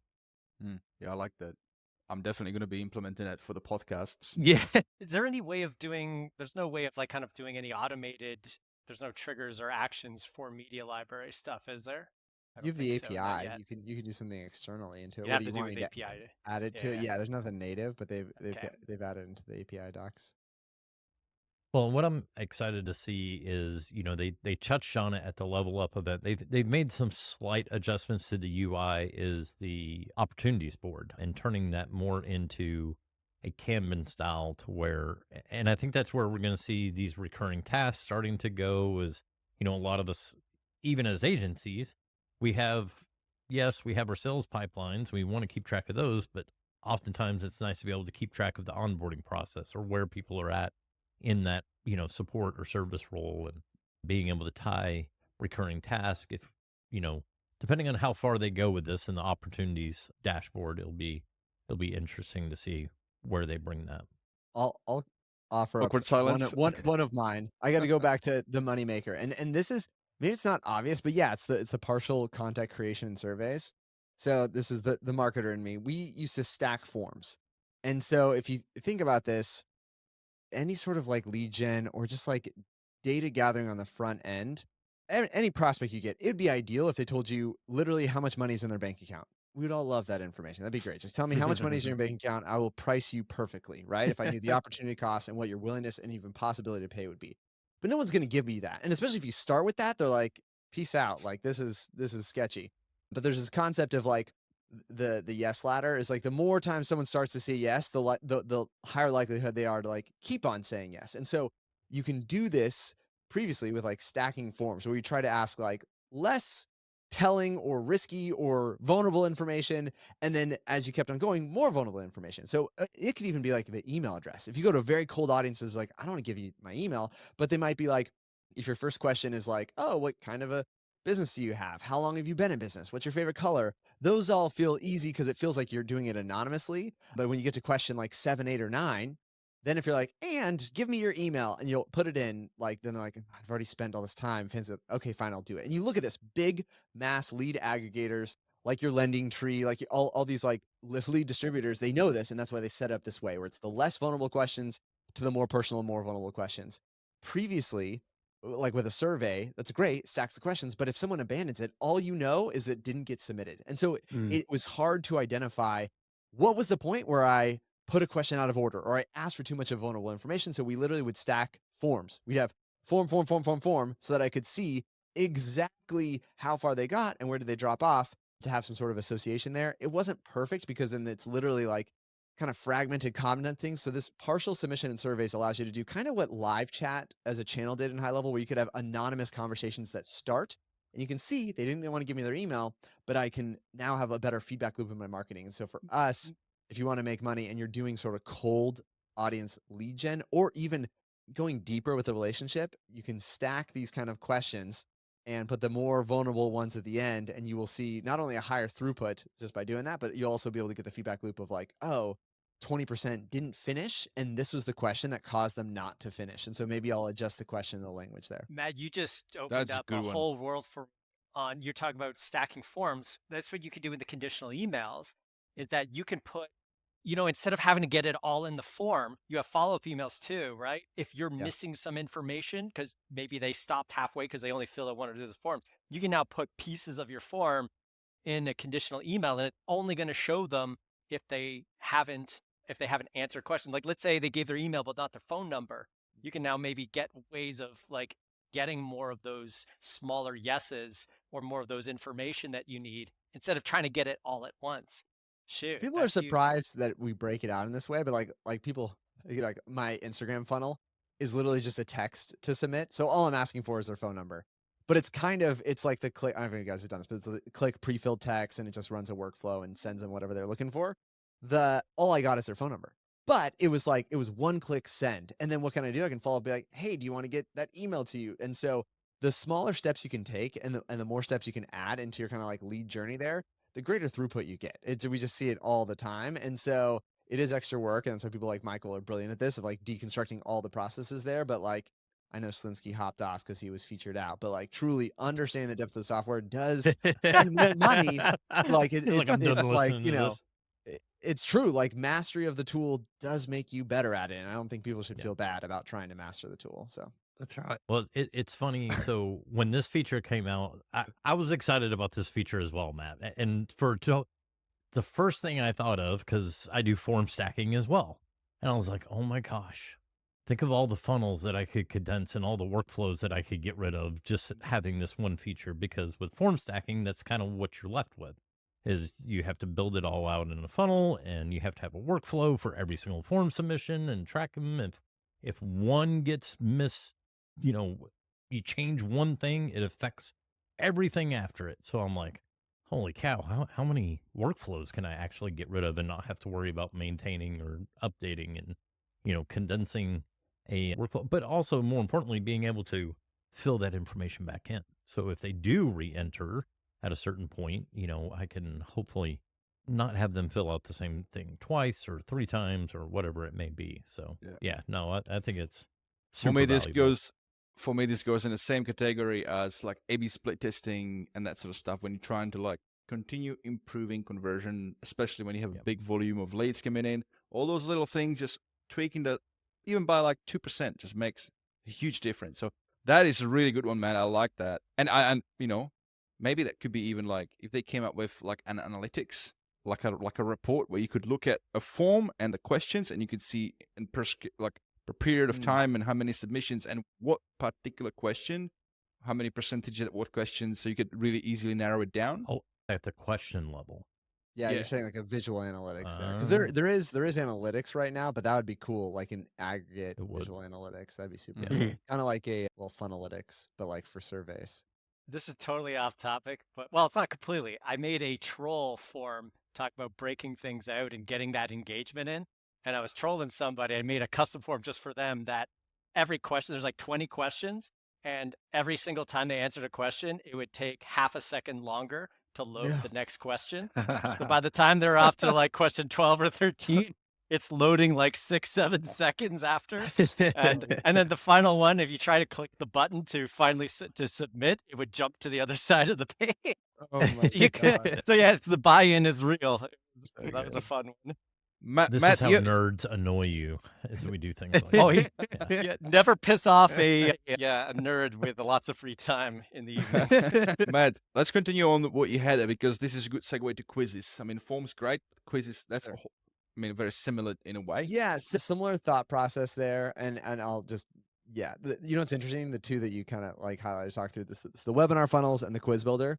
I picked these out. I'm very excited. Here's what I'd say is, in some ways, to Alex's point, I don't want to make fun of it too much, but it's like it is separating stuff out that already was doable inside of the system, but to folks that are newer, like it makes it obvious. They're like, oh, you can make webinars. You can always make webinars. It's a funnel. I actually have more critiques about how they launched it than like, you know, praises for it. But I think the value is it immediately tells folks this is possible.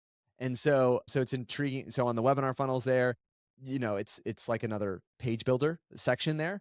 They chose to make it like the website builder as opposed to like the funnel builder, which is the same builder, but how they organize the pages, it's like page, page, page, as opposed to funnel, funnel, funnel, which I don't appreciate. I'm like, these are definitely funnels. They should have been funnel builder, not website builder. They also, they have templates that are garbage, and you can't yet add templates to it. So I was going to say, just go ahead and say it, and Matt. so We're all I'm thinking it. here's what I'm excited about. I was like, oh my gosh, we have like 20 templates that are going to be amazing and beautiful. I was like, oh, could I give people these templates? It's like, nope. So I was like, high level, please, as soon, and by give, here, sell. But no, I'm just kidding.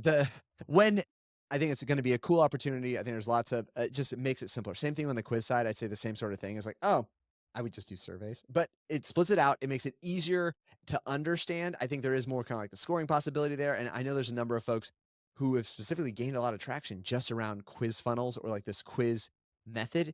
Both of these webinars and quizzes, what they are is, to Alex's earlier point, lead expansion, opportunity expansion. They are great vehicles for opportunity expansion, which a lot of businesses, they'll buy into the vehicle, the opportunity for expansion, not necessarily the tech.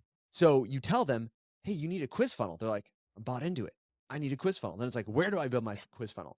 If they attribute you with telling them what to do, they're going to rely on you heavily on where to do it. And so on that side, I see there's opportunity there. It's definitely skateboard. It's like, I'm like, I'm excited for it because the clarity, but they got to make some improvements. And then the last piece was the custom menu links. Actually, this is exciting for the secondary market of folks. So right now, if you're using like an external ad launcher, if you're using like a FormWise or a Brand Blast or something like this, there's so many other cool things that live in custom menu links and kind of like iframe in there, you had to manually do it. So it's like, I got a new customer. You either give it to everyone or you manually go in there and add like, so it's penalizing for us who love automation. Like, cool, I made more money. Now I have another manual activity.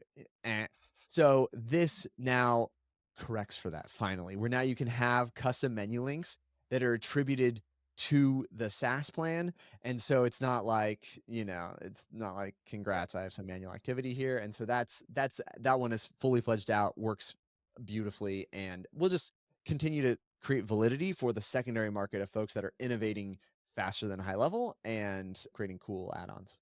Yeah, I think saw there's that today, and That one's a huge one.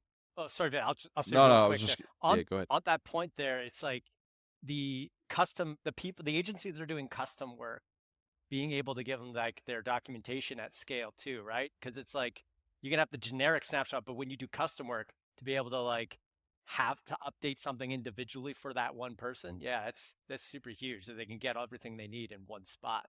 Yeah.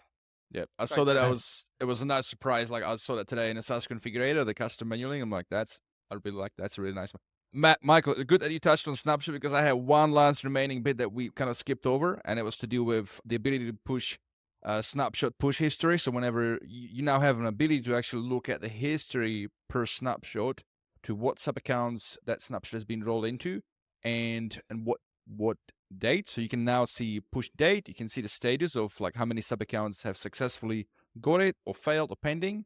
So what I like about that is that you'll be able to see what happened and when. One thing you can't see, and that's a bit annoying, I rename this name of the snapshot every time I update the snapshot. So I add at the end, like name convention, name of the snapshot, and I do version, date. And so what would be really cool if the history logged the name of the snapshot at the time when it was pushed. That way you could look into it and could easily see, oh, hang on a minute, that one and that account, or those three accounts have this older version of the snapshots.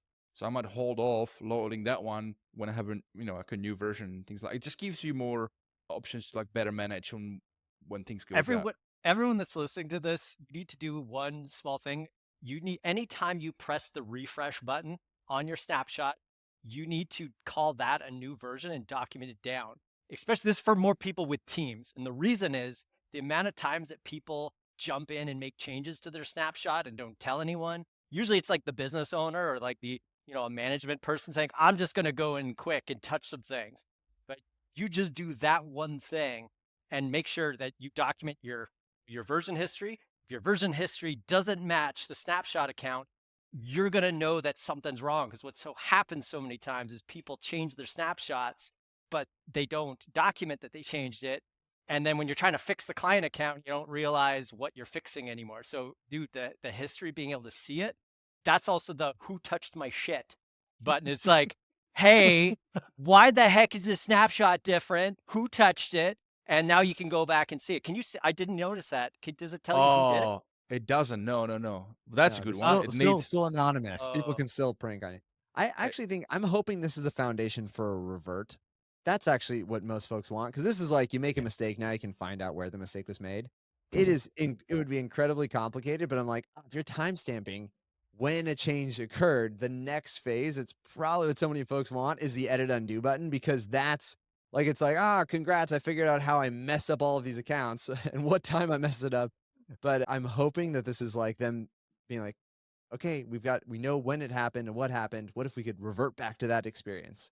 Deleting, I don't yeah, know. because It's you would like want a that bad snapshot of the Windows- account, right? You would want a That's right, snapshot yeah. of each account.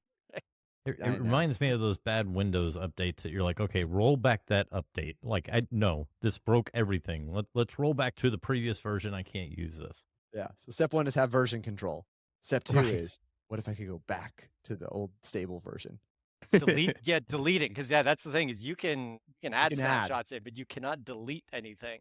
Yeah. Well, you can. It's just called an hour of clicking delete on each aspect. Hey guys, I'm aware of the time. We got about half an hour left. I mean, we don't have to. We fulfilled the full 2 hours. I also wanted to say, for those of you guys listening, if you're new and you're like following us and you're still listening us up to this point, you're like, man, I'm not really that, like, I'm not really good as an auditory listener. I really wish I would like to read on it, like go into the nitty gritty. There is a website. If you're new to High Level and if you don't know about this, if you go to blog.gohighlevel.com, you'll be able to find an article that's called Level Update 2024.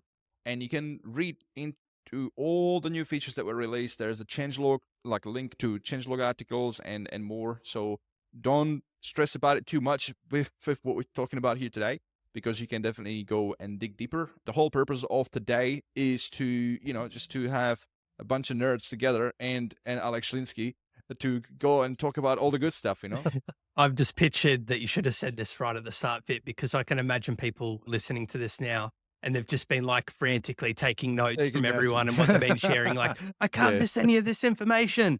Like make sure I don't miss any of the good parts. But meanwhile, it's like, no, you can actually go check this out online. Yeah. That's what we're here for, right? Is that you don't need to go to that because you just heard the most important things, and you can safely ignore the rest of them. You just don't Until get next the input, from real users. So Yeah. that's what this is. Did we skip anything? I know, Alistair, I know I cut you off. You wanted to like wrap up with your ones earlier on, and like I wanted to pass on the button to Sharon back then. But do you have few things on your list? Do you want to go over those? Sure. Yeah, there's a couple of things that I'm pretty excited about. One of them is a super basic thing, but I'm super glad that it's there now, where we can choose the phone number that we're sending a text message from.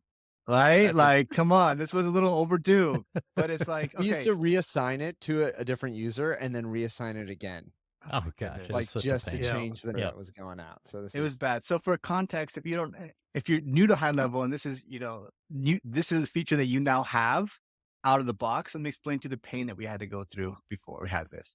So you have multiple phone numbers, right? Let's say you have one phone number and then all of a sudden it gets blocked to where every one of your text messages are being flagged as spam for whatever reason, right? You're not spamming, but you're messaging your list. And now this one number is flagged and like 40% of your text messages don't go through. Something that happens. Or you have multiple users in your account and each user has their own phone number. And then when they send a text message, it's coming from that phone number. But now what we can do is if you have multiple phone numbers in your account, you get to choose which phone number you get to send from, which is very, very powerful. It also is you're able to choose your phone number when you send out mass text messages. Whereas before, I had no clue what phone number I was going to send from because there's like the default number, there's my personal number, there's like so I didn't know what number I was going to get sent out to. So you can choose which phone number you're going to send out from, both in bulk and in the individual conversations. Local, right? If you're Yeah. multiple counties, like Yeah. some small towns, they don't Yeah. pick up the phone if it's from out of town, right? Yeah, Well, absolutely. and like the big use case for a lot of our customers, because we spread across the UK and the US, is being able to, hey, if this is a UK customer, let's use the UK number or the toll free number to be able to reach them, especially with the new restrictions that have come into place. That's a If High Level gonna could be a do big that thing based for on the IP international. address, that would be freaking awesome, because that's Ooh. literally the biggest pain point I've got with like some customers in New Zealand. I send them out a text message from an Australian, it doesn't get delivered. It's a big problem. So yeah, for international markets, this is like real big change maker to be able to like at least manually now select it, but really where it's at is if it could do it based on the IP address and do it automatically. That would be freaking awesome. That would be Or interesting. through a partial survey submission. Mm-hmm. Hey, So so now if have you're some features sending that a hey, oh, go on. text message through a workflow, you can choose which number it goes through. Workflow, I don't think it's there yet. Is it? Not through workflows, No. only through the Has anybody seen it? SMS blast. I don't thing. think it. Yeah. In a workflow?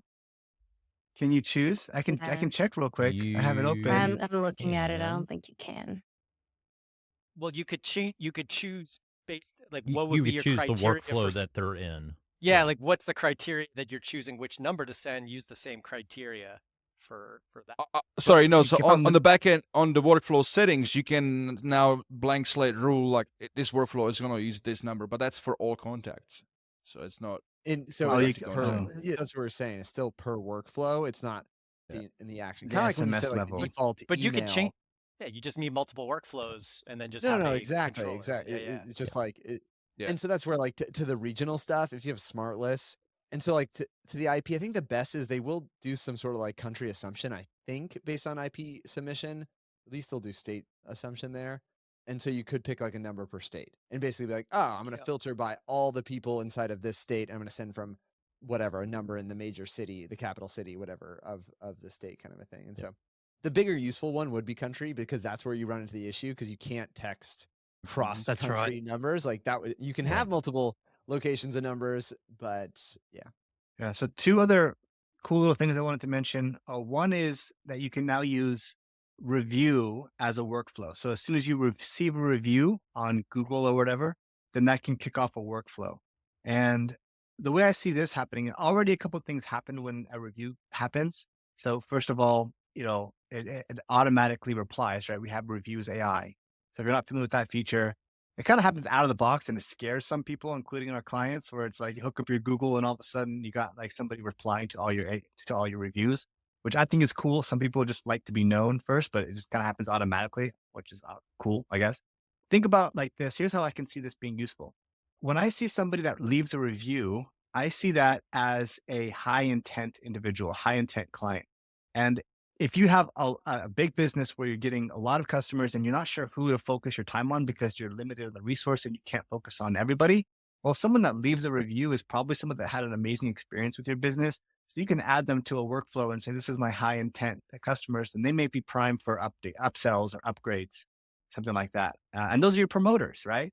If they left you a review, they're more likely to tell other people about it. Hey, by the way, if you tell your neighbor about our amazing service that we provided for you, did you know you get a $50 gift card for each person you send to us? Like just sending those out. And you should do that to everybody, but just it helps you focus your efforts onto who your promoters really are. And then having all your promoters into some kind of list that you can then, work them in a different way. That's good. Yeah. You've been able to match well the contact To the from review. So that's where we have not been able to. This is always the challenge: is if you do it from like a high level review request, then you know who did it because you're like, they clicked on it. Well, even that, I'm not sure if we've had 100% Yeah, because success. Google doesn't give you their Yeah. email address, so They don't feed Right. it back, and so for Yeah. us, the biggest value is kind of the. I think we'll start to see more of like repurposing reviews as content from it. So actions on that side. And the auto reply, this is like the AI, the review to response. And I think for anybody who's trying to use it, I think the actual X factor there is you can prompt. I don't know if High Levels Review lets you prompt it out, because that's It doesn't. we end up kind of like basically running our own stuff to be able to prompt for it, and have the review include keywords. Because from a SEO perspective, reviews are content when you're thinking about your Google business profile there. And so it's like half of it is what they said. But if every time you're replying and also reinforcing the keywords that you want to show up, so like imagine your garage door repair, they say 5-star, and you're saying it's always incorporating some sort of language of like, love it, thanks for trusting us for, doing your garage door repair in city name.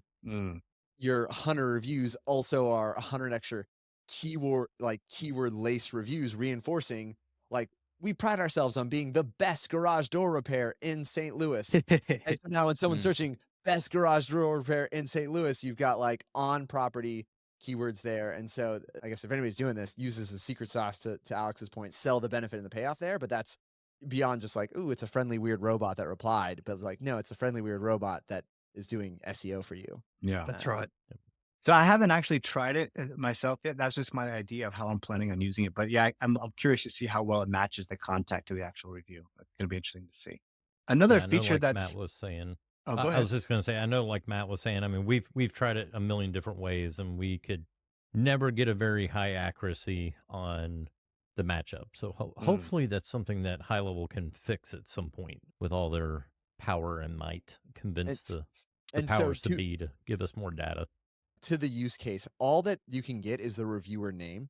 And so the first action, so if anybody's building this, it'd be like trigger review requested or review received.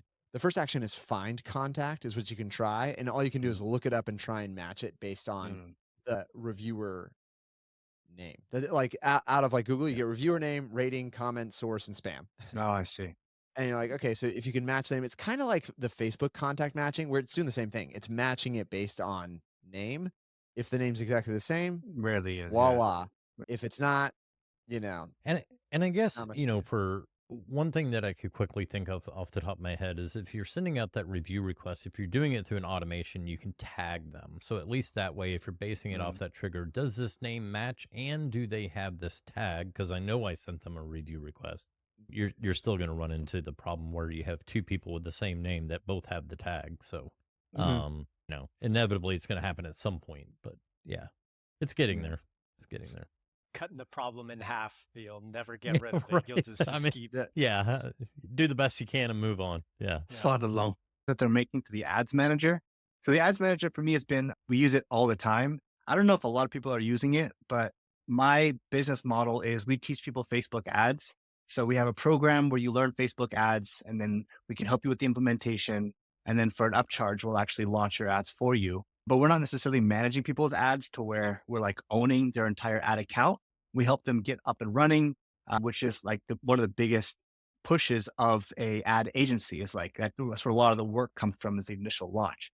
So what we do, instead of managing your ads and you have the typical cost of $2,000, $3,000 a month for your typical ad agency, we're helping you get launched. We launch at one time, then we provide like a period of support. And one of the biggest pieces of friction for us was actually getting access to the ads manager. And I've tried all the tools out there. I don't want to name any, but I've tried all the tools out there. And even like natively through Facebook, it's always just been a pain in the butt. Like it never quite works and it's not really configured. And like you requested, then I receive the request. And then it's like, it's always a pain in the butt trying to get their ads launched with connecting to their ads manager. But with the ads manager feature in High Level, it's literally flawless in terms of your ability to launch without having to worry about the access issues. We just go into their account and we launch their ads. There's no of that back and forth of like the access issues that we had before. So this is a super powerful tool for us that we're leveraging, and it's limited in a few ways. One of the biggest ways is that you can't currently edit ads. You can make a couple edits, like edit the location, but it's not near, like you can't do A/B testing. You can't do messenger ads. There's a lot of stuff you can't do. They're making it more robust, and I'm sure they're going to add stuff in time.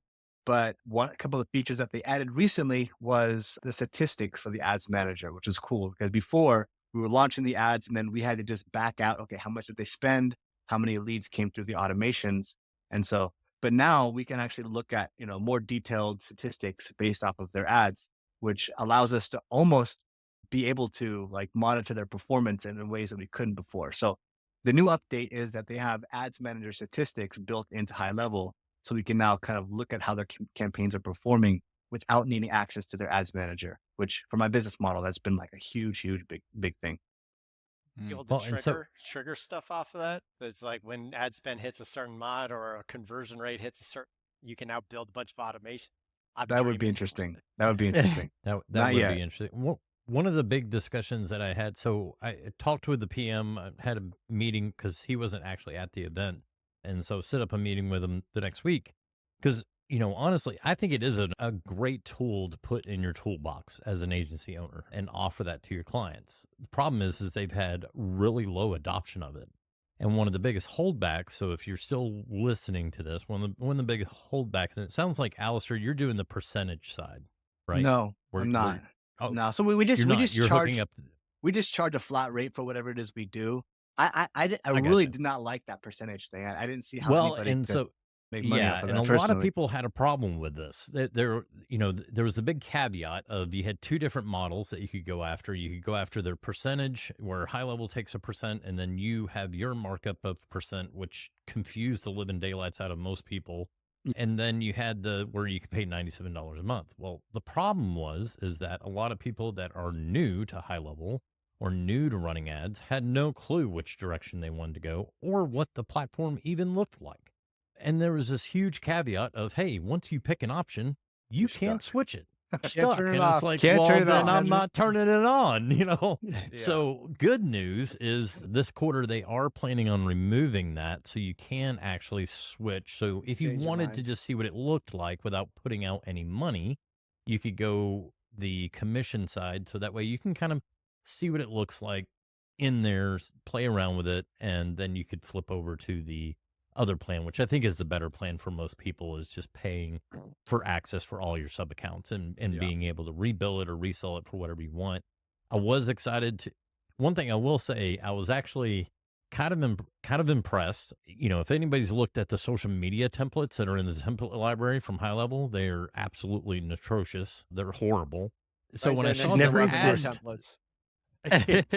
when I saw the ad library templates in there, I was like, oh gosh, I hope these aren't like the social. They're actually pretty nice templates.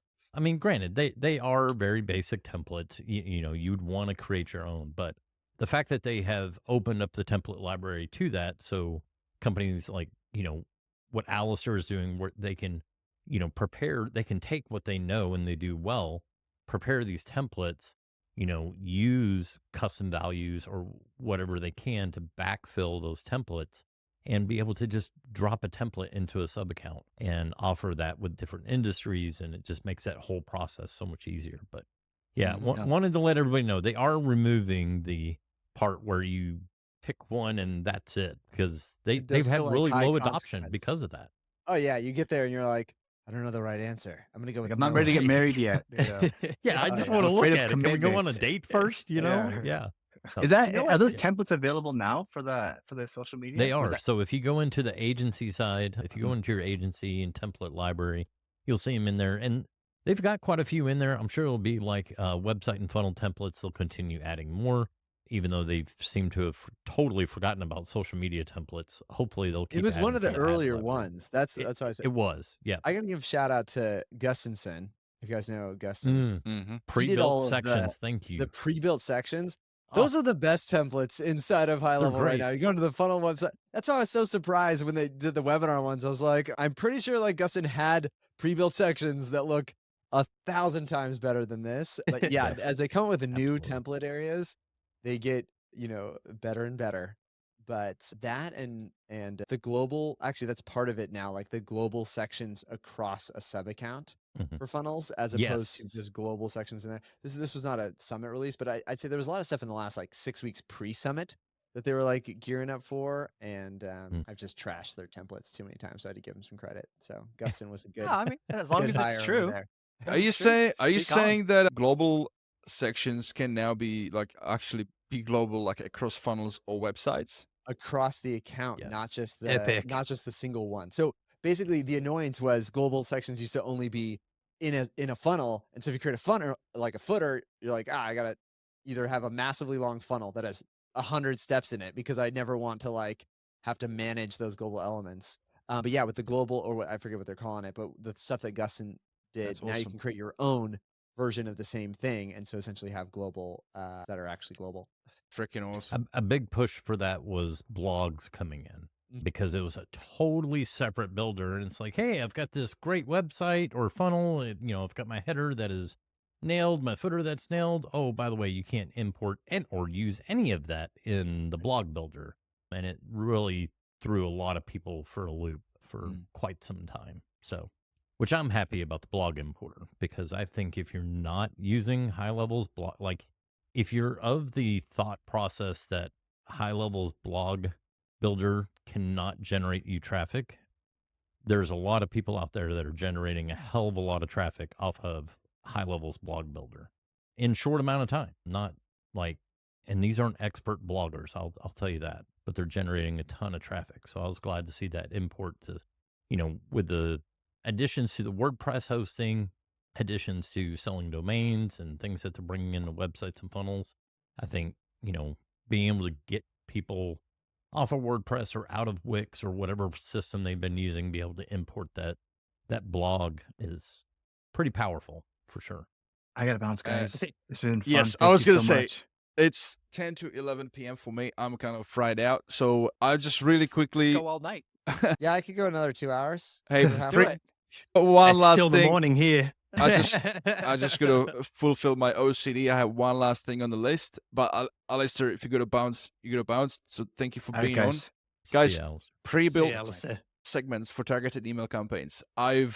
This has been one of the biggest pain points. Like when I was, whenever I like did some work for clients, especially like leading up to like Christmas period, Black Friday, and you want to, generally you tend to send a lot more like higher cadence of emails, and you don't want to like burn your list. And so having to manually figuring out, exporting a report of who opened the emails and then tag those people so that I can put them in the next campaign and all that is now fully taken care of. So for those guys listening, what that means is now when you want to send a new email campaign, you can now select from people who have engaged, only people who are engaged with your previous campaigns in the last 7, 30 or 60 days, or contacts who've interacted with your last 5 email campaigns, or who did not.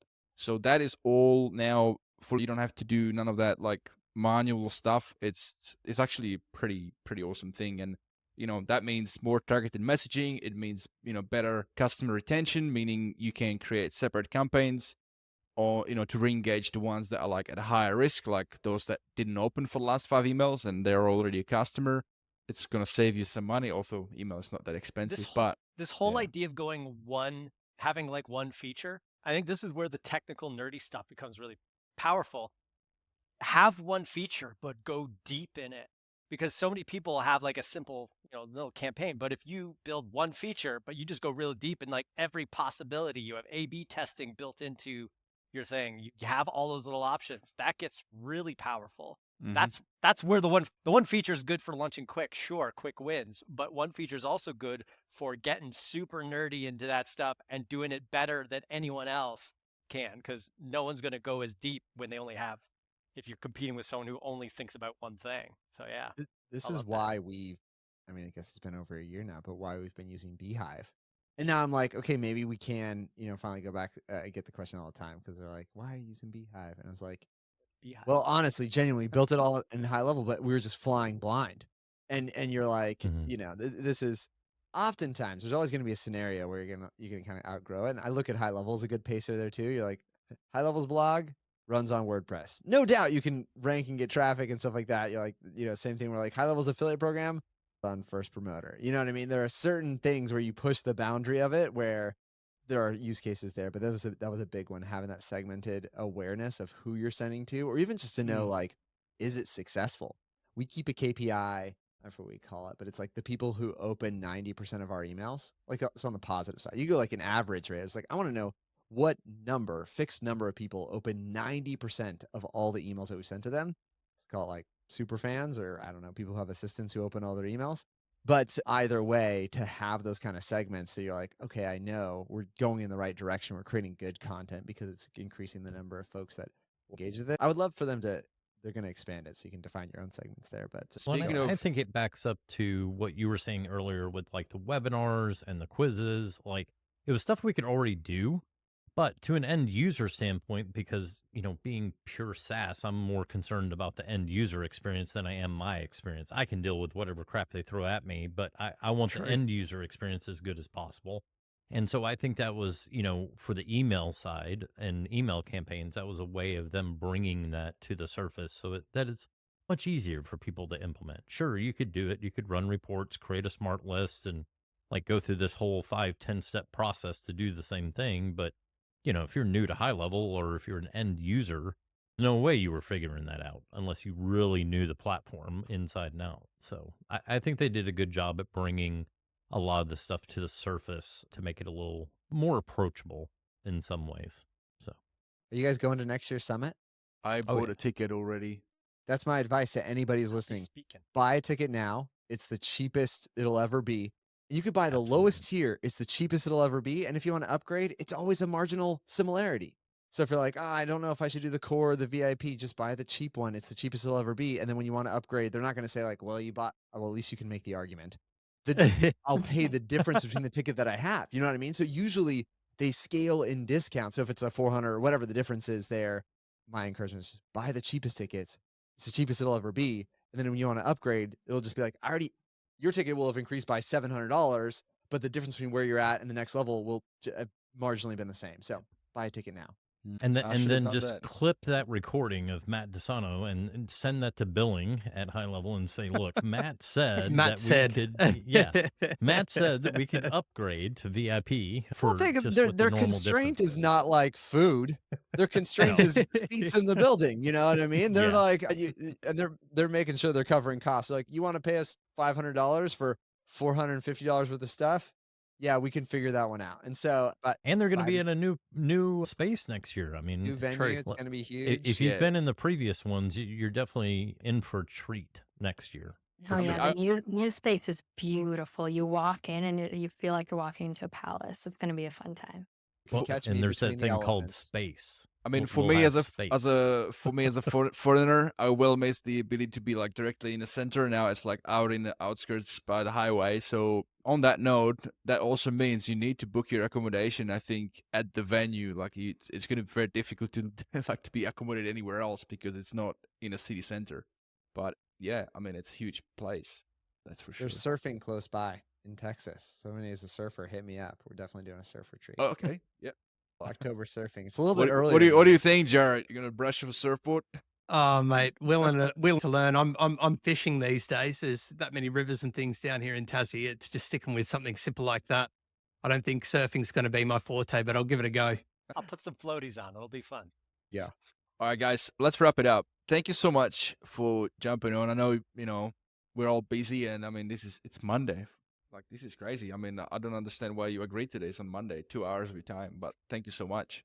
It means a lot It's to 2 me. hours of It's just because we love you that And but I mean, if you really enjoy this, I have been thinking, like I've been doing like one-on-one interviews, and this is a very new format. I'm not used to this. This is not like I thought I'm going to moderate this, but it doesn't work that way. And there's this group, and everybody's got different opinions and whatnot. But but like it could be an interesting like a concept on like once a quarter if you'd be open to it, to like be invited again for some particular thing, discussion topic. Would love to have you back. Or at least an annual regroup and talking about level up stuff and just geek out. And yeah, I do this every week, man. Every hour I'm here, know- is I one know you- hour I'm not. It's 1 hour I'm not like shit posting and starting fights and arguments on the high level Facebook group. So it's a public service for you to You really just be doing troll that. Alex for like the next Or- week. or That'd putting- be great. yeah, The mods, Or we putting have the mods. cabbages. Yeah, Captain. Yeah. There's a love hate relationship I have with the mods. They like some of my posts, then there's others they don't like.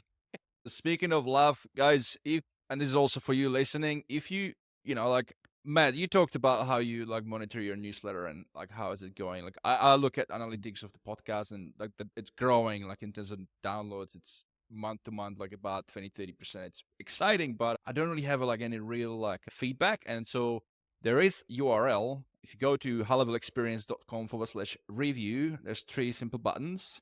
Those top two are more important: Apple Podcasts and Spotify, that let you review the podcast. If you really enjoy the podcast, please, give it a shout out, give it some reviews, whatever. If you hate it, don't take action. And and yeah, it would be just really good to get Review gating, you heard him. So guys, yeah, once again, did any of you wanted to have any last piece of remaining words to anybody listening?